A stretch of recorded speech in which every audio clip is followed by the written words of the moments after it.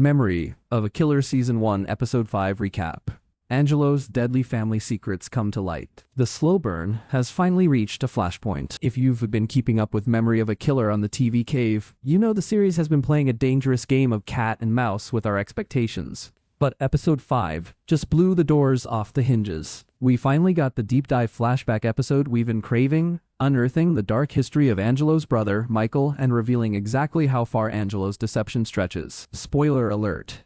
It goes back decades, and it is paved with bodies. The Alzheimer's catalyst, and a fatal misunderstanding, the crux of this week's chaos centers on Michael's health. We learned that Dutch, the ever-paranoid kingpin, realized money was missing from the books. His immediate instinct?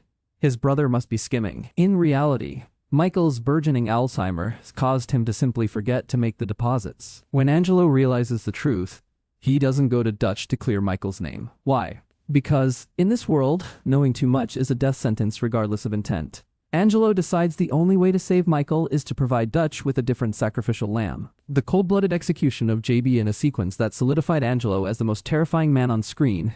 He sets up Dutch's own brother, JB, to take the fall for the missing cash. The plan was supposed to be Angelo's one last job before retiring to Montana with his wife and Michael. The tension in the apartment scene was thick enough to choke on. When Dutch, Joe, and Angelo arrive at JB's, Dutch is convinced of his brother's guilt. Without a flicker of hesitation, Angelo executes JB, an innocent man, just to keep Michael's secret safe. Seeing Dutch later hold a funeral for the brother he ordered a hit on was the height of TV irony. It officially transitioned these characters from morally gray to absolute monsters.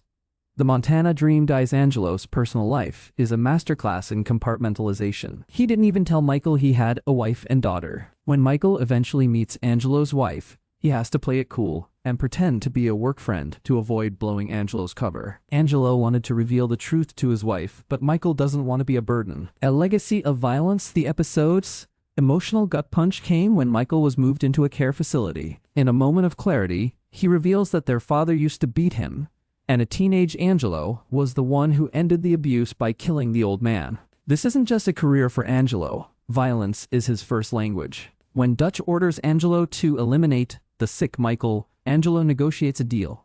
He stays and manages Michael as long as he's alive. This is why Montana is off the table. Angelo is trapped by his own loyalty, and his wife is left holding the bag of his broken promises. The present-day cliffhanger.